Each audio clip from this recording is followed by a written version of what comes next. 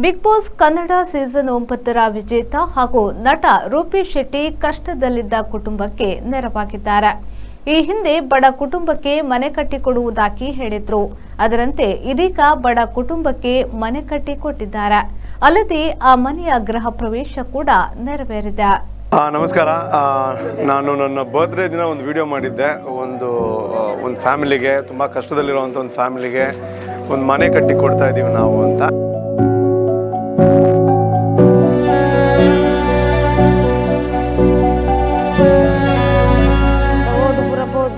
ಓಡುಪುರ ಜಾರ್ದು ಅವು ಮತ್ತು ತಲಕ್ಕೆಡು ಕಟ್ಟು ನಾವು ಕಂಗು ಮತ್ತು ಉತ್ತೆ ತೋರು ಒಂದುಂಟು ಜೋರು ಬರ್ಸತ್ತಂದ್ರೆ ಉಳ್ಳಾಯಿಗೆ ನೀರು ಬರ್ಬೋದು.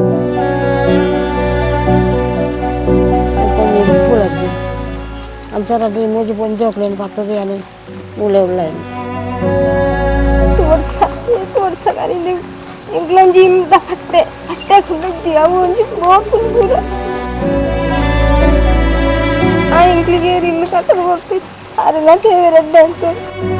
ಹಾಗಾಗಿ ಒಂದು ಮನೆ ಕಟ್ಟಿಕೊಡೋಣ ಅಂತ ಕೆಲಸ ಶುರು ಮಾಡಿದ್ವಿ. Rupesh Shetty big boss Kannada season 9ರ ಮೂಲಕ ಮನೆ ಮಾತಾಗಿದ್ರು. ನಟ, ನಿರೂಪಕನಾಗಿ ಗುರುತಿಸಿಕೊಂಡಿರುವ ರೂಪೇಶ್ ಶೆಟ್ಟಿ ಸದ್ಯ ನಿರ್ದೇಶನಕ್ಕೂ ಇಳಿದಿದ್ದಾರೆ. ಸಿನಿಮಾಗಳಲ್ಲಿಯೂ ಸಖತ್ ಬ್ಯುಸಿಯಾಗಿರುವ ರೂಪೇಶ್ ಶೆಟ್ಟಿ ಕಡು ಕಷ್ಟದಲ್ಲಿದ್ದ ಕುಟುಂಬಕ್ಕೆ ಮನೆ ಕಟ್ಟಿಕೊಟ್ಟಿದ್ದಾರೆ. ಅವರ ಈ ಕಾರ್ಯಕ್ಕೆ ಶ್ಲಾಘನೆ ವ್ಯಕ್ತವಾಗಿದೆ. ನಟ ರೂಪೇಶ್ ಶೆಟ್ಟಿಯವರು ಕಾಸರಗೋಡಿನ ಬಂದ್ಯೂಡ್ನ ಇಜ್ಲಂಕೋಡಿನ ಬಡ ಕುಟುಂಬಕ್ಕೆ ಮನೆ ಕಟ್ಟಿಕೊಟ್ಟಿದ್ದು, ಮನೆಯ ಗೃಹ ಪ್ರವೇಶವೂ ನಡೆದಿದೆ. ಪ್ರೇಮ ನಿಲಯ ಎಂದು ಮನೆಗೆ ನಾಮಕರಣವನ್ನ ಕೂಡ ಮಾಡಿದ್ದಾರೆ. ಇದೇ ದಿನ ನೆಮ್ಮದಿ ಚಾರಿಟೇಬಲ್ ಟ್ರಸ್ಟ್ನ ಉದ್ಘಾಟನೆಯೂ ನಡೆಯಿತು. ಈ ಬಗ್ಗೆ ಮಾಹಿತಿಯನ್ನ ಹಂಚಿಕೊಂಡಿರುವ ರೂಪೇಶ್ ಶೆಟ್ಟಿಯವರು, ಕಷ್ಟದಲ್ಲಿರುವ ಕುಟುಂಬಕ್ಕೆ ಮನೆ ಕಟ್ಟಿಕೊಡುತ್ತೇನೆ ಎಂದು ನಾನು ನನ್ನ ಹುಟ್ಟುಹಬ್ಬದ ದಿನ ಒಂದು ವಿಡಿಯೋ ಮಾಡಿದ್ದೆ. ಇವತ್ತು ಆ ಮನೆಯ ಕೆಲಸ ಮುಗಿದು ಗೃಹ ಪ್ರವೇಶ ನಡೆಯುತ್ತಿದೆ. ನೆಮ್ಮದಿ ಚಾರಿಟೇಬಲ್ ಟ್ರಸ್ಟ್ ಅನ್ನ ಕೂಡ ನಾವಿಂದು ಲಾಂಚ್ ಮಾಡುತ್ತಿದ್ದೇವೆ. ಇದರ ಮುಖಾಂತರ ಇನ್ನಷ್ಟು ಇಂತಹ ಒಳ್ಳೆಯ ಕೆಲಸ ಆಗಬೇಕು ಅಂತ ನಟ ರೂಪೇಶ್ ಶೆಟ್ಟಿ ಹೇಳಿಕೊಂಡಿದ್ದಾರೆ. ರೂಪೇಶ್ ಶೆಟ್ಟಿ ಇಲ್ಲು ಕಟ್ಟದ ಕೊರ್ಪುನೆ ಅಂಚಿಂಕ್ಲಿಗ ಒಂಜಿ ಖುಷಿ ಆದಿ.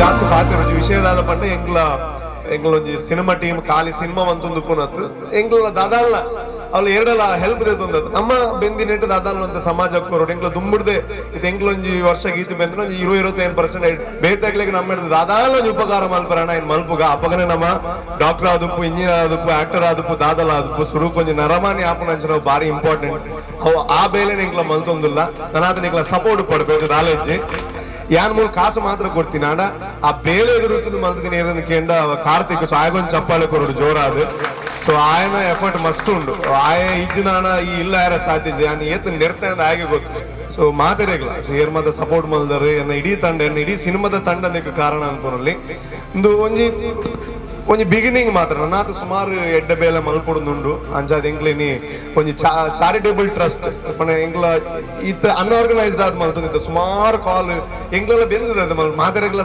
ಮಲ್ಪರ ಆಪುಜ ಅಂಚಾದ ಒಂಜಿ ಟ್ರಸ್ಟ್ ಮಲ್ತಿಂದಾಂಡ ನನ್ನಾತ ಹೇಳಿದ ಒಂಚೂರು ಜಾಸ್ತಿ ಜನಕ್ಕೆ ಹೆಲ್ಪ್ ಆವೊಂದು ಬಂದ್ರು ಉದ್ದೇಶ ನೆಮ್ಮದಿಯಿಂದ ಬಂದ್ಪುಣ ಅಂಚನ ಒಂಜಿ ಪಣ ಮಾತಾಡಗ್ಲ ಹೇಳಿದ ನೆಮ್ಮದಿ ತಿಕ್ಕಡ ಎಂಗ್ಲೆಗ್ಲ ಅಂಚನ ಒಂಜಿ ಟ್ರಸ್ಟ್ ಇನಿ ಸ್ವಾಮೀಜಿನ ಕೈಯಾರ ಏನು ಲೋಕಾರ್ಪಣೆ ಮಲ್ತೊಂದುಲ್ಲ.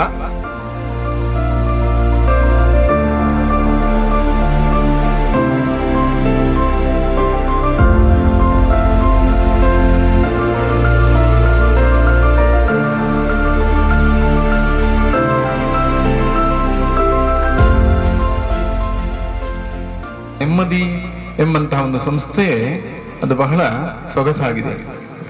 ರೂಪೇಶನ ಹೆಸರು ಹಾಗೆ, ಹೆಸರಿಗೆ ಅನ್ನೋರ್ಥ ಆಗಿದೆ. ಅಮ್ಮನ ಹೆಸರು ಹಾಗೆ, ಅಮ್ಮನ ಹೆಸರಿನ ಆ ಗುಣ ಪ್ರೇಮ ಎಂಬ ಗುಣ ನಮ್ಮ ರೂಪೇಶನ ರೂಪದ ಜೊತೆಗೆ ಪ್ರೇಮದ ಗುಣವೂ ಇದೆ. ಹಾಗಾಗಿ ಅಂತಹ ನಮಗೆ ಹೆಮ್ಮೆ, ಇನ್ನೂ ಸ್ವಲ್ಪ ಹೆಮ್ಮೆ ಏನಂದ್ರೆ ನಮ್ಮೋದಿ ನಾವು ರೂಪೇಶನ ಬಗ್ಗೆ ಪತ್ರಿಕೆಯಲ್ಲೋ ಮಾಧ್ಯಮದಲ್ಲೋ ನಾವೇನಾದ್ರೂ ಕಣ್ಣಾಯಿಸುವಾಗ ಎಲ್ಲೋ ನಮಗೆ ಏನೋ ಒಂದು ಖುಷಿ ಸಿಕ್ಕುದು ಅಂದ್ರೆ ನಮ್ಮವರಿಗೆ ಸಿಕ್ಕಿತು, ನಮಗೆ ಸಿಕ್ಕಿತು, ನಮಗೆ ಸಿಕ್ಕಿತು ಅಂತ.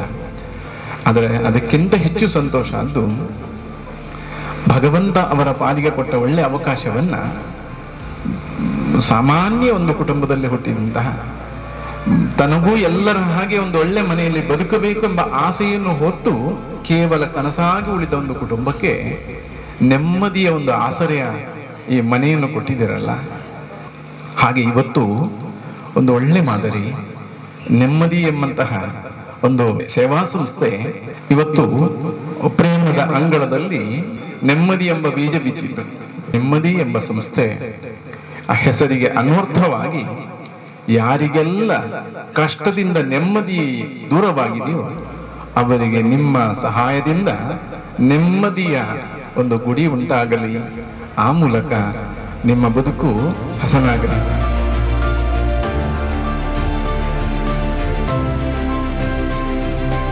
ಆರೆಗ್ಲಿಂಚನೆ ನಾನೆಲ್ಲ ಎಂಕ್ಲ ಹಿಡ್ದು ಕಡ್ಡೆ ಇತ್ತು ನಕ್ಲೆಗ್ಲ ಒಂಜಿ ಇಲ್ಲಪ್ಪನಂಚಿನ ಯೋಗ ಕೊರ್ಪನಂಚಿನ ಆ ದೇವರಿಗೆ ಒಂಜಿ ಕೈಕರಿಗೆ ಸುಖ ಕೊಡ್ತು. ಅರೆ ನೆಟ್ಟೆ ರೀತಿದೆ ಬೆಳಗ್ಗೌಡು ನನ್ಪುನ ಎಂಕ್ಲ ಒಂಜಿ ಪ್ರಾರ್ಥನೆ.